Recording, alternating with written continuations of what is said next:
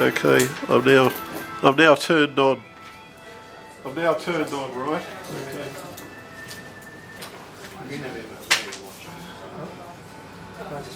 Okay, my name is David Newton. This is the Hearts Harmony seminars that I'm doing with Bruce Carter tonight on September the 3rd, Friday night, here at Kirribilli in New South Wales in Sydney, Australia. For all those people who are watching this far, far away, or at least pretending to be far away, like in Melbourne or Brisbane. Yes, to answer once again, yes, it is a very delicate subject. The first time I gave the topic about friends or lovers was in Brisbane in 1997 at the Singles Convention, and one of the ladies who later became a very friendly opposition running her own events up in Brisbane said, "Oh, a lot of people left at your seminar, left at your half-hour talk, and they all went out the back." And I said, "Yeah, but I was the last speaker, and I was also speaking at the time when they were expected to eat at around 5 o'clock, and it was running half an hour over time. So if any of them left, I don't know whether it was a controversy over my talk or whether they were just starving, hungry, and they went to the restaurant at the back. So it could have been either, really." First thing I want you to look at here is what are your objectives with dating. So you've got a pen there? Everyone's got a pen? Okay. A pencil or rubber band. Okay, write down, just really quickly, you don't have to philosophise over this, write down something really quickly, 5 key points, they can either be 2 or 3 words, 5 key objectives that you would like to have with your dating. The quicker you write it down, the better, because then we can move on to the next part. Well, I don't know.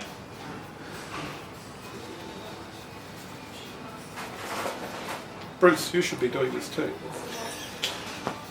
Actually, I'll have a questionnaire. Hey? I'll have a questionnaire if you got it. There's some spare notes for you. You want a pen? You want a pen? No, that's okay.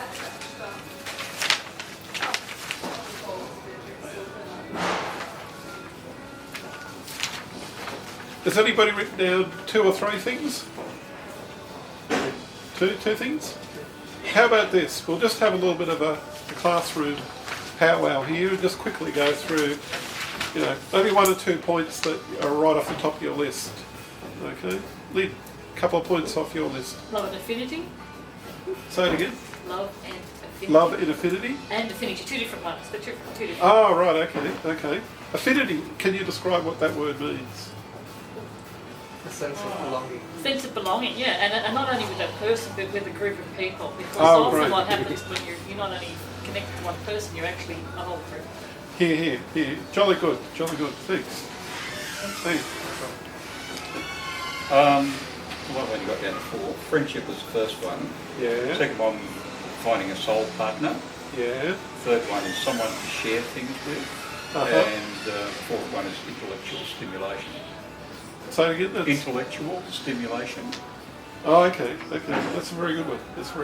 Yep, okay. Couple of your points. Share experiences. Get to know someone better and basically enjoy time with them. Okay. Have always remain friendly and be completely open about as much as possible. Open as in honest, translucent? Open, say whatever you have to say. Oh, okay. Yep. Nothing holding back. Okay. That's very good. Actually, that's quite rare to hear that one so often. Younger generation. Now, at this point in time, I would have to say, why all the fuss? Why all the fuss between friends or lovers and so on? Because see, a lot of people when they go out on dating will say, "Oh, I'm only looking for a friend." And really, we know they're probably saying, "I'm looking for something more than friends. I just don't know how to tell you it." That's all. That kind of thing. I don't know how to share it. Would that be a fair assumption, Bruce? Yeah. They're not willing to really, as you say, put it all out there in the open. Okay. And a lot of that has to do with our own internal fears of how we might be either accepted or rejected, either on that first date or in the early attraction phase with a potential partner. And secondly, as to how much we're prepared to get a commitment in, not necessarily from that other person, but from ourselves to make it happen. That's where a lot of people tend to fall down. I would also have to say that one of the other big things is that if we're not clear on what we really want, and not clear and can define it, so okay, even though I've got you to do this in a fairly, a few broad strokes, what I'd like you to do when you get home tonight, or tomorrow morning or something like that, when you're thinking over breakfast or whatever, is probably take these comments out and actually write it in a little bit more crystalline detail than just what I've got here. Maybe take this as inspiration, but the more you can write it down, and I'll borrow a couple of lines that I borrowed from Bruce earlier on, like several years ago, is to write out what your needs are in a relationship now for the present, as well as where you project them to be in the future. So the more crystalline you can get on what you really, really, really want, the better chances you will have when you go out dating, and the better chance you will have in recognising what those, achieving your objectives. If you're vague about what you want, I just want another friend, I just want to have this, it'll be cool, I only want a friend, someone to go to the movies with. No, of course you don't. You actually want a lot more than that, don't you? Am I right or am I right? Of course you want. You want the whole enchilada. What chocolates and the ice cream and Strawberries. the champagne half time, the movies. Exactly. Lynn, you cut it right where it is. That's right. And it's true, because... Food, fellow foodie. I think the main other reason why we don't ask for what we want when we go out dating is we're afraid that we'll get an early rejection from the other partner. Who has fears about that? Early rejection? Yep. Okay, if we state what we really want, they'll be out the door in 10 seconds flat. Is that a fair case? Okay. So what I'll do, I'll ask you to go over here to the other side here. What fears do you have with dating or relationships? Now with this one, take a little bit more time and write out some of the things that are on your mind about fears that you have. And what's more, I'd say, join up in groups of 2. Pick someone you don't know and have a little bit of a chat with. Well, that's pretty fair enough, it's a workshop. Pick someone that you don't know and have a chat to them. About these 5 things? Yeah, some of the things that you fear come up, and share a few ideas amongst a couple of other people. What are your fears? Vulnerability. I can't even say it. Like you sort of say, oh, I've said all this, and oh my God, what do they think? Or, that's Yeah, it's You know. probably, it's quite. it's not knowing the other person's reaction. Yeah?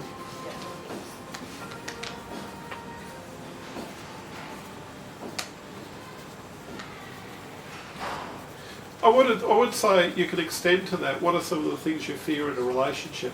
If you were in one, what are some of the things you fear that happen that... These guys haven't been bashed around the head in my relationships. Stuck with the wrong person. Okay, yeah, even whatever it is, write it Might down. be a few months, but a long few months. Yeah.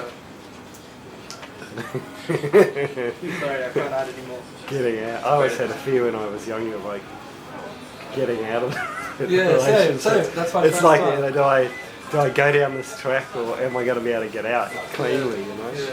I was always trying to plan get out. I was Ending trying to badly. Exit plan to get strategy. out, exit strategy before I was actually in. So, is she the one? Is she the one? Is she the one? Is she the one? Yeah, I know. That's the trap. Yeah. You know. I don't know. So many good looking things.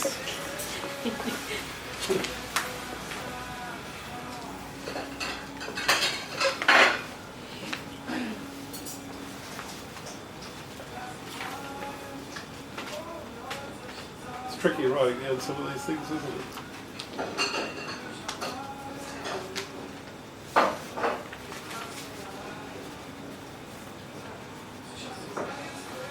I mean, let me give you, for instance, you're out on a date and, you know, you discover you're the one who's always paying. Or conversely, they're always the one who's paying. I mean, how do you feel about that? I mean, sometimes you like things to be a little bit even. I don't know what your values are, but there are lots of different situations that could be tricky in a relationship that might put you in a sticky spot. If you don't know about those things when you're going through the first flushes and meeting that person, it's usually a few weeks down the track and you say, oh, this isn't quite what I signed up for.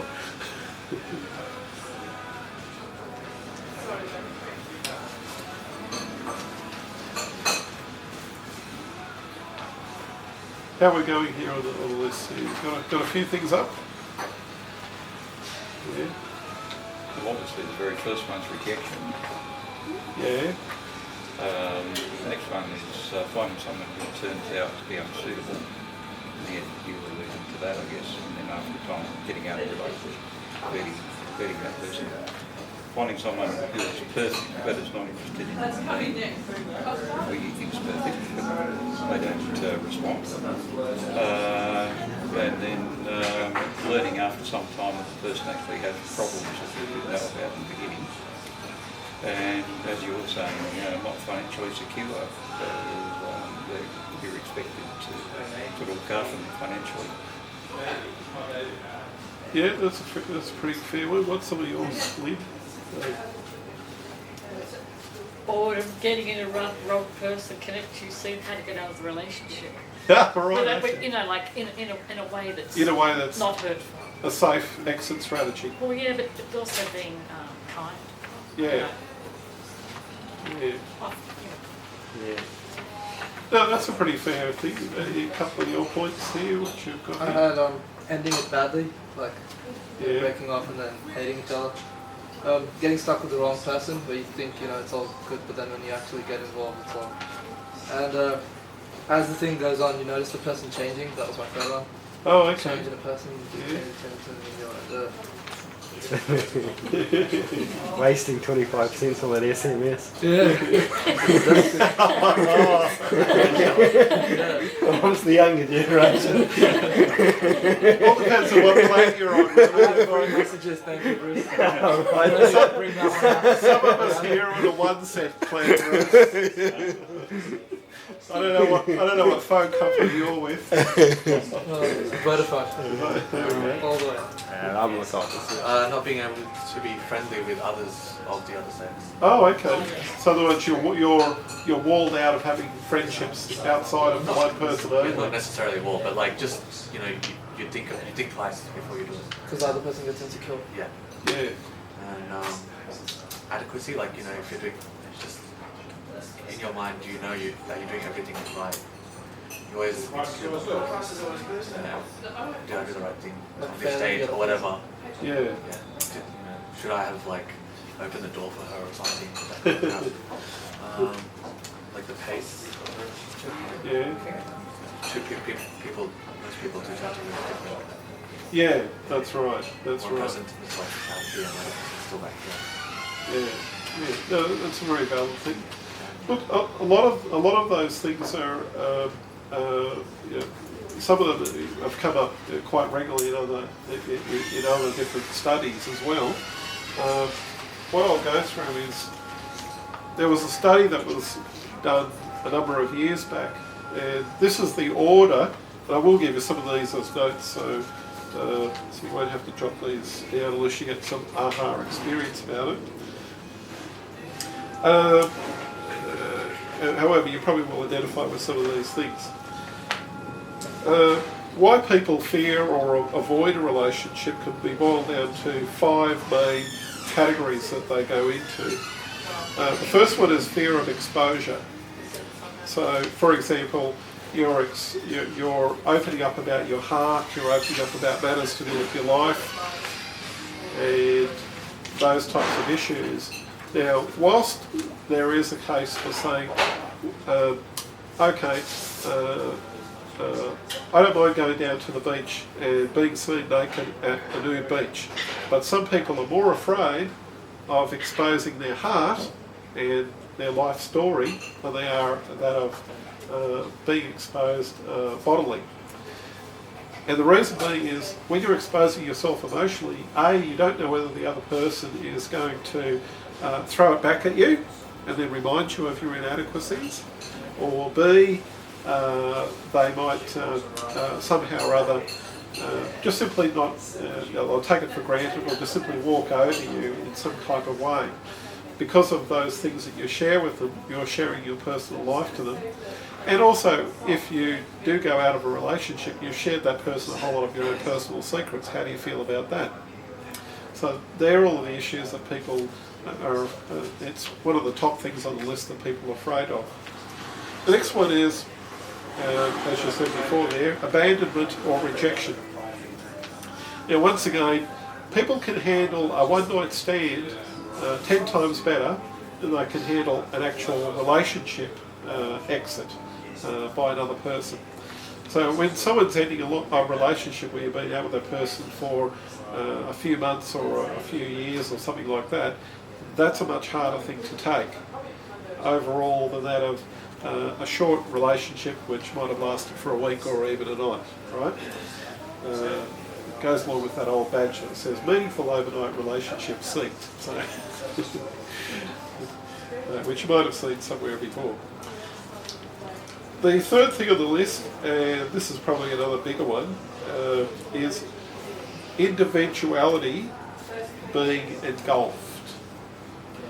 If your individuality, your personal freedoms, your personal space is invaded by another person, and they start to tell you, at 6 o'clock I want to make sure that you're home here tonight, every night, and you're cooking the meals, or in this case here, where you might be told by a lover not to talk to any other girl or something like that kind of thing. Your individuality is being taken over. Your individuality can even be taken over where, like I experienced in one relationship where,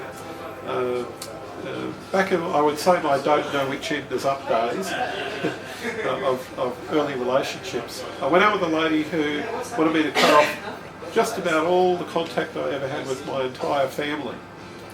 When I came out of the relationship, I'd been so brainwashed by my partner that I later discovered that a family member had passed away, one of my relations had passed away, and I didn't find out for 3 months. So I didn't realise what the power it is that someone can have over you if you allow them to literally take over your whole life. And most of these things can happen in a very subtle way. They're subtle power type grabs. Probably one good way of being able to realise if something like that happens, if somebody is controlling every little aspect and keeping a diary of what's going on with your life, then you might actually be under a little bit of a worry there. The fourth one is your own destructive powers. You might say, well, why would that be on the list? Why would your own destructive powers be there? Well, for a start, we all have a type of self-sabotage button. Would we know that we've got a self-sabotage button? Somewhere along the line, if we really wanted to, we have more power to destruct our own life. Or the moment something really good happens in our life, like we meet an ideal or a dream partner or something like that, and all of a sudden we say, oh, I don't know, whenever I was around this person, I started making goofs, I started making mistakes, I started doing this, I don't know what happened to me. Have you ever experienced anything like that? Where the self-sabotage, be honest. No one's really going to be honest. I'm the only one honest. I've been in relationships where I've met someone, I've gone weak at the knees, and gone out with someone who's a wonderful lady and everything like that. And next thing you know, I'm making every mistake in the book. And I can only put it down to the fact that my own relating is, I'm not allowing myself the the honour, the dignity, the worthiness to say, yes, this person is right in my life. I'll give you another example. A friend of mine who I was wanting to see interstate kept on writing back emails to me saying, why do you really want to see me? What is this? What is this? What is that? And I say, look, I just want to meet you. If you've got any issues over it, we won't know that until we've met. And all I could put it down was the fact that this lady, well, she put me up on a pedestal for a start, which is pretty fine. I don't mind being up on the pedestal. But in a lot of ways, she was trying to say, well, why me? Why am I so lucky? Or something like that. And whenever you do that, you're also giving yourself, you're saying, well, why am I worthy? Rather than simply saying, I accept being worthy. I accept having the gift that I want to have here. If we allow our own destructive powers to get in the way, our own destructive powers can do a lot more things than just simply say you're not worthy for having this wonderful gift of this lovely person in your life.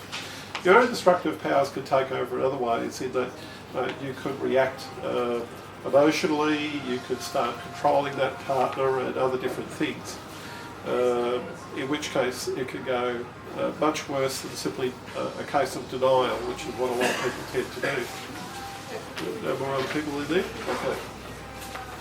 The fifth thing is fear of angry attacks. Fear of angry attacks, that's where you go over the partner and they launch into childlike temper tantrums and start having a go at you over things that are relatively inconsequential or non-life threatening. I mean, I don't mind it if someone has a go at me because I start crossing the street and I'm not looking either way. I don't mind if they get on their soapbox and blast my ears off for that. Because it's kind of justified, wouldn't you agree? Yeah. But if someone blasts you because you're 5 minutes late, or Are you talking about my wife again? You sure you want that to go down on video? Now you're making it impossible for me to edit out, Bruce. But yeah, situations whereby you have a partner who blasts at you. I still remember, once again, back in my don't know which end is up days in my early 20s, and I dated a lady who, I came home one night and all the lights were switched off in the house because I was sort of half at her place and half at my place in Hawthorne, you see. This is in Melbourne for you folks who've never been to Melbourne. Anyway, I went around to her place and every light was switched off and she was in the bed. And then I flicked on the light and says, what's all the lights off? It's only 8 o'clock. She says, you were supposed to be home 2 hours ago. And I said, was I? And like, I'm a guy who keeps a diary, right? Now if I'd made some kind of a mistake, I would have known about it. I would have expected at least a reminder phone call for some other prior commitment. But anyway, the reaction was way overpaced for what I was supposed to be there for, which I was genuinely not aware of. But I just hang around in town a little bit later, that's all. Poor little me. The point... The big pardon? You stop out, you. Oh, a stop out. Yes, I could confess it. Completely confess it. But the reaction where someone reacts to such an nth degree is unrealistic for a start. And these are the types of things that you don't want to have in a relationship to begin with. As I once heard, that if there's more than one shouting match or whatever in a relationship in a single 12-month period, you've got problems. You probably want to exit the relationship. I'll be pretty certain you'll feel like it anyway. And the silent treatment goes much the same way as fear of angry attacks. So it's sort of like the blood brother to angry attacks is someone giving you the silent treatment. Have you ever had the silent treatment happen to you before? Have you ever given out the silent treatment? It's okay. You know, you can confess here to Father David. As long as we're absolved later. What's that? As long as we're absolved. Yes, we you're go out. absolved completely, yes. Yeah. So, I know this is a long, long extension from the topic of friends and lovers, but when people give you a no, there is a real reason why they're giving you a no, or a perceived no.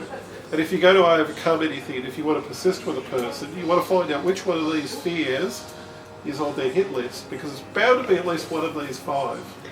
If you isolate these fears down, you probably have got a fair idea, well, if I can overcome that objection, and we're talking here about overcoming objections, because I know you guys overcome a lot of objections in an average work day, would that be right? Yep, okay. You've got to find out the hidden objection in order to make the sale. In this case, it's you. Ah.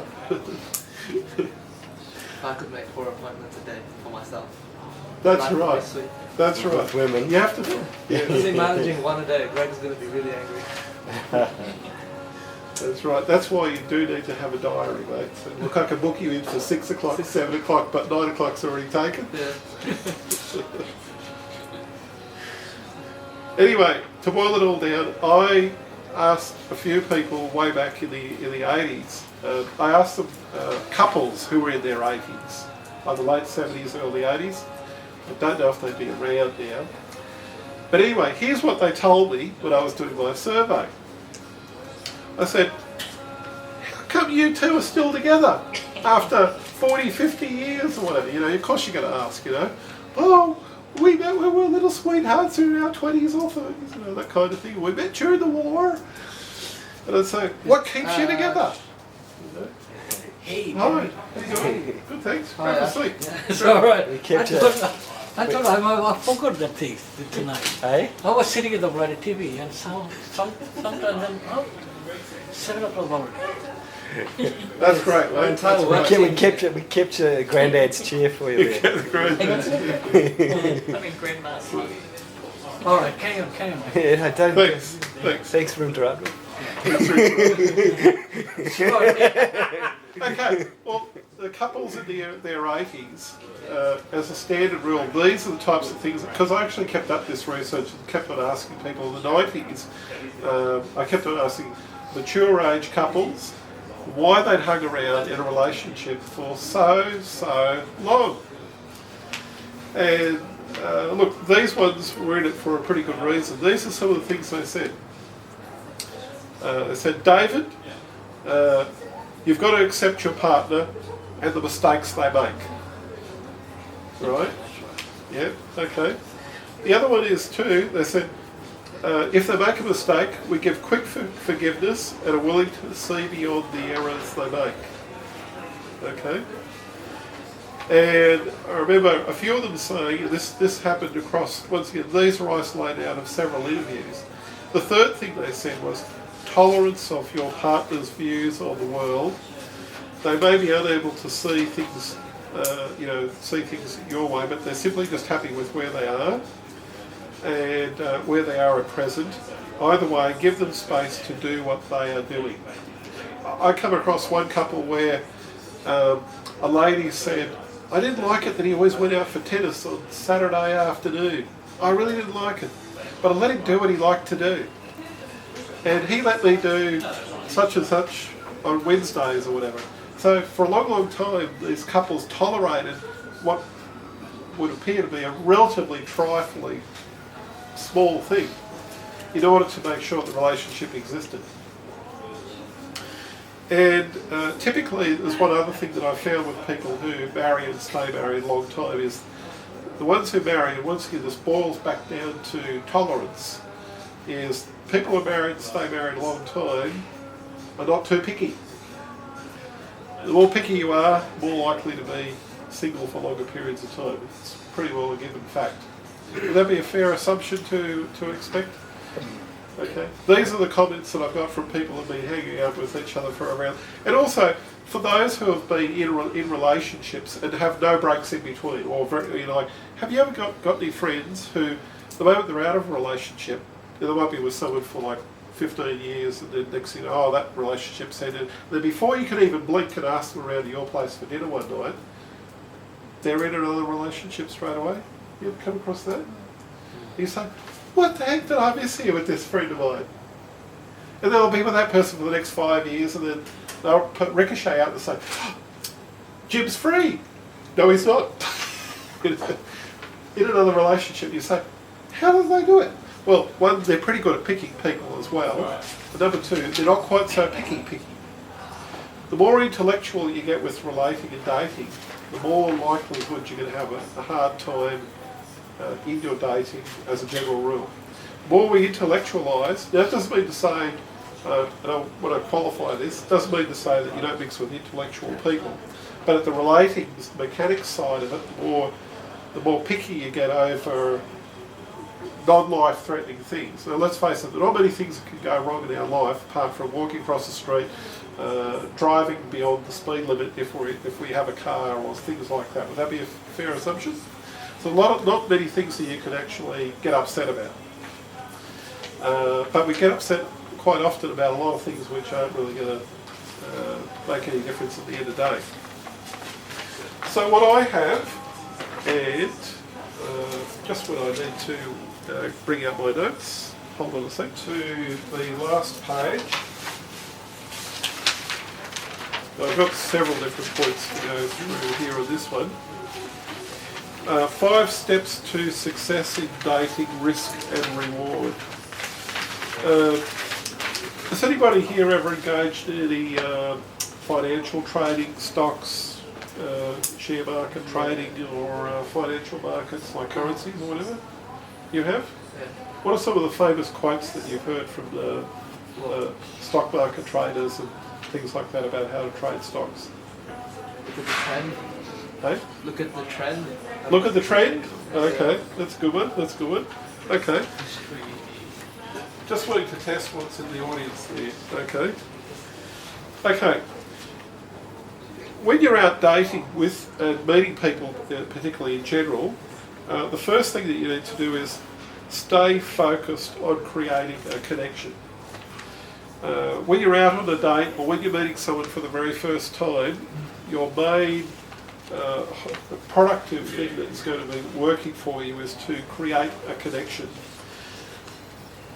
And that could be basically with keeping conversation going, holding hands if you walk with your partner somewhere.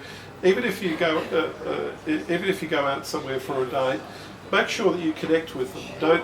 Don't turn your phone off. I know it's a hard thing to do, but turn your phone off, or just simply, you've all got voicemail, right? Put it on voicemail.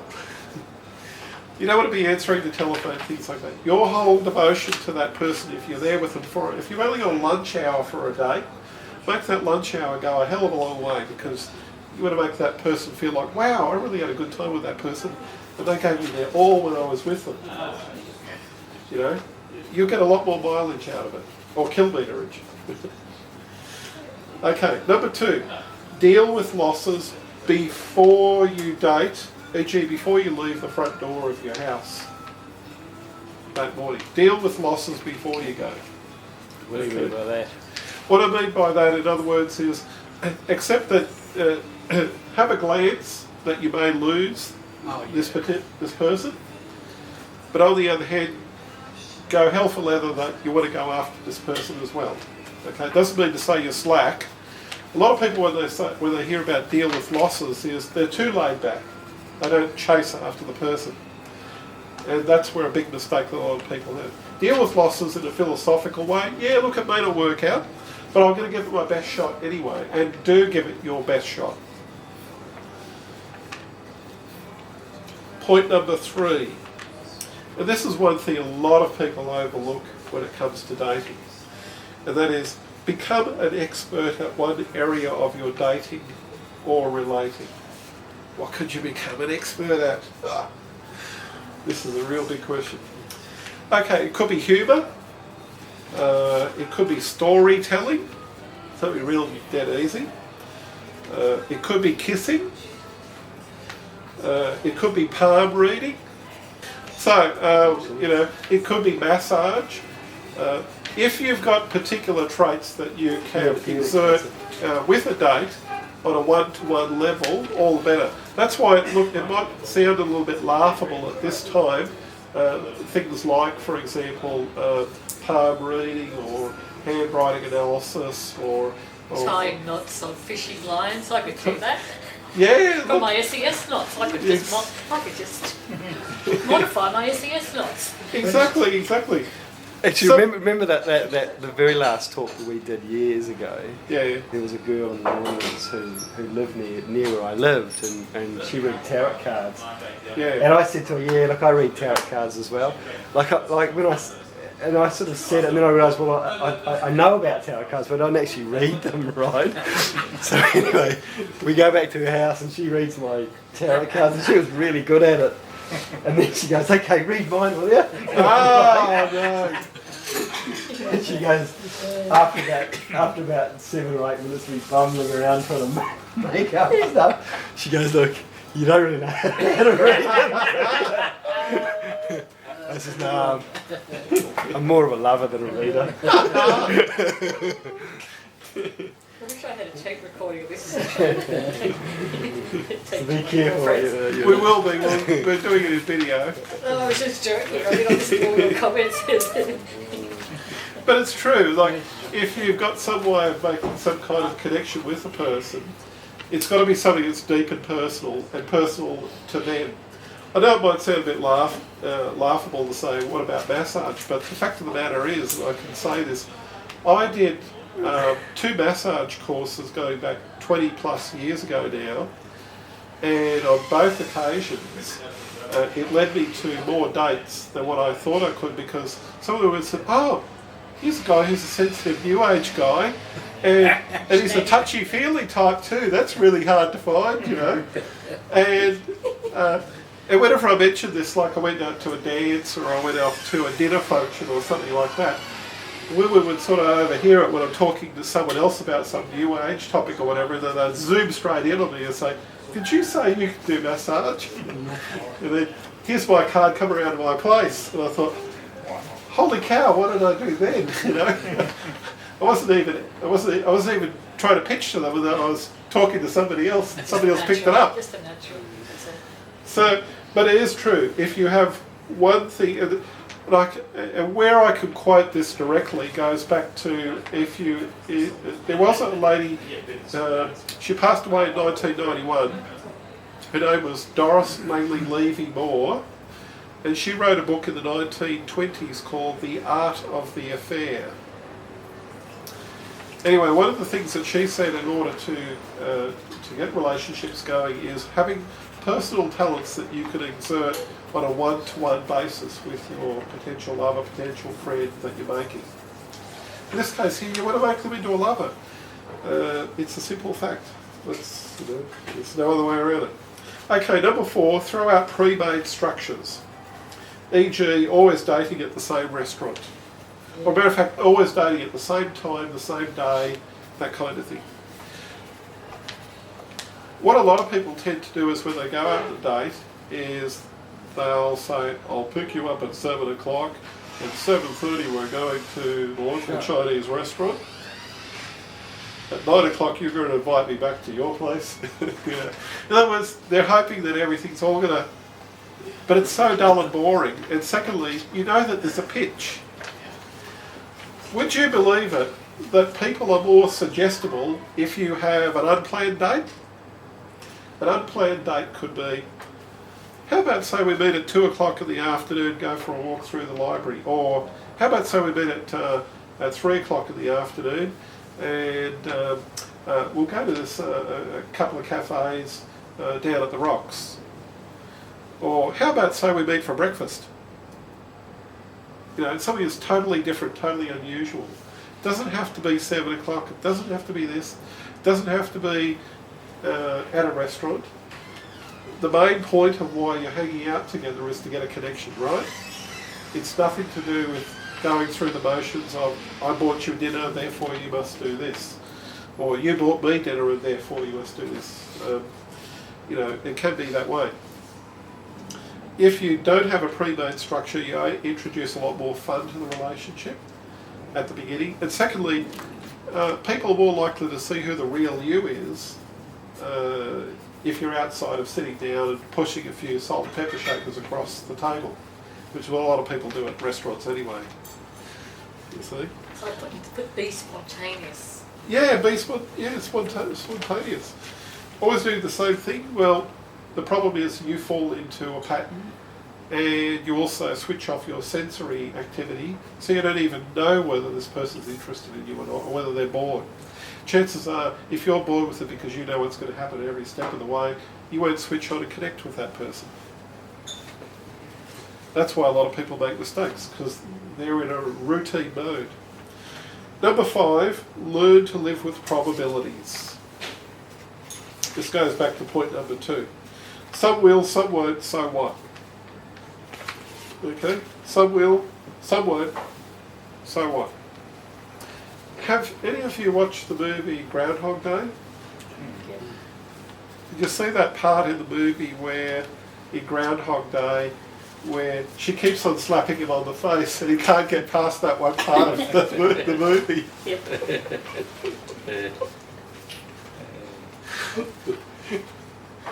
But he does eventually get it, because that's what the whole Groundhog movie is all about. And he does something that is totally, he becomes the best. He almost throws out the worry at the end.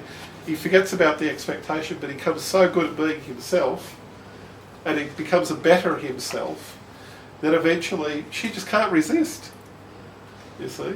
So there is a huge difference. Now, you're all chomping at the bit saying, David, how do I turn a friend into a lover? Isn't that right? Okay. You really want to know, don't you? Bruce wants to as well. I'm pretty sure of it. It's okay. Go, David. Don't hold back, mate. You can confess. I know you've been out to meet some important business ladies recently. Yes. Okay. Here's the 4 things that you need to look at if you're wanting to turn a friend into a lover. Okay. Actually, I'll probably turn this over to... Excuse me for a moment. I'm one of these guys who learned in public speaking that you've got to have a prop. We got to get along. These are my props because these are part of my personal video collection, right? Now, in the movies, I don't know, there's a quote that I'll use before stating this. Steve Martin says, and look, he is the god of entertainment, so we are not worthy, we're not worthy.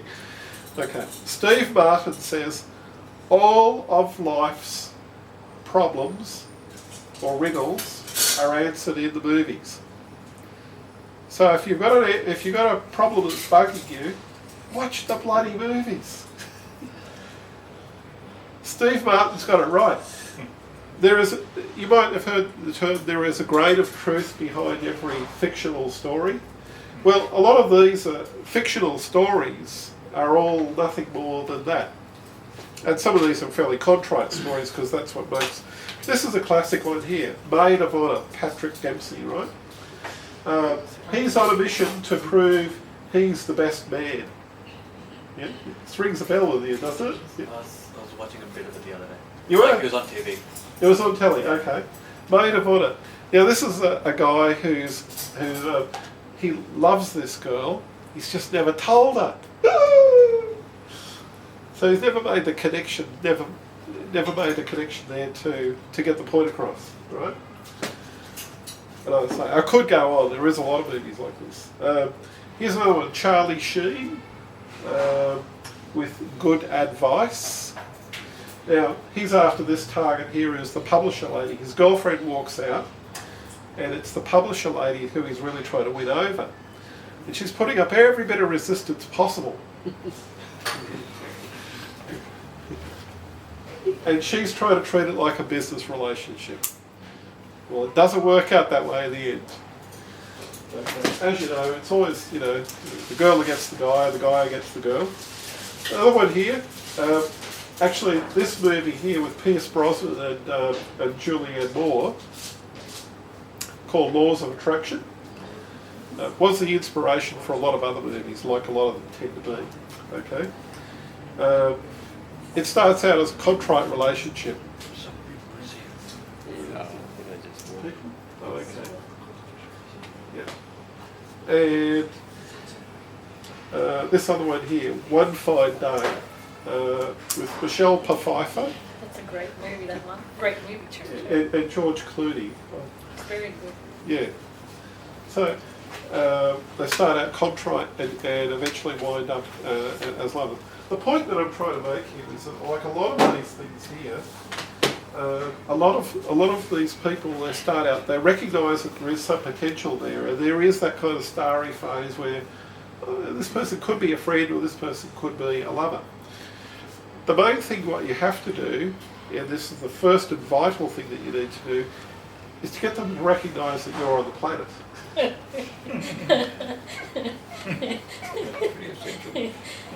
So you stick your leg out when they walk past, knock them over. Pretty well. Look, I once had a lady come to me once and she says, "Oh, David, there's this guy that I see at the water cooler every day. He just doesn't know that I exist." This lady was saying, "What do I do to get him to notice me?" He says, "Well, I don't know, you've got to try something a little bit more daring in some way, shape or form to get him to know you, right?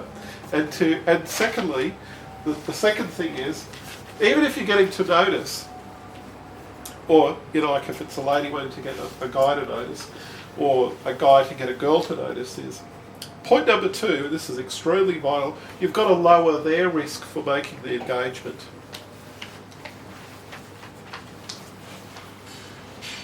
In other words, make it a fail-safe for them to approach you. So permission to approach the enemy, you know. In other words, be approachable yourself. That's right. Some people don't know they emit certain barriers to them that make it impossible for them to be approached by the target that they're going for. It might be the way how they dress. It might be the way how they don't dress. It might be the way how they speak. So, be a whole range of different ways. You've got to actually, you know, you've virtually got to throw a line at them and say, okay, you know, it's okay to talk to me. What's on your mind? Or make it a joke or something like that. You'll lower their risk. Okay. Third thing is environment is everything. So if you wanted to actually start off something with a potential partner, one of the ways how you could achieve it is not necessarily through a date. Say they're treating you as a friend and you know it looks friendly on the outside, so at least you got that going in your favour. And I could borrow a saying from a fellow speaker, and that is, you know, you ask them, you know, would you like to go out with me, whatever. I don't sleep with my friends. Well, who do you sleep with? Your enemies, you know?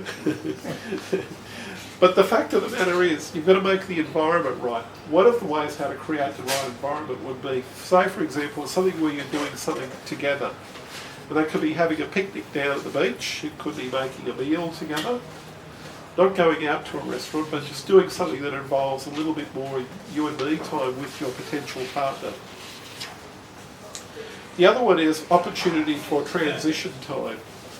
If you're wanting to create that opportunity, and this person, let's assume that they are a genuine friend, the more time you can have, believe it or not, skin-on-skin contact with them, the more they will have their excuses fly out the door as to whether they'll be with you. This doesn't mean to say, yes, I'm going to make love to them.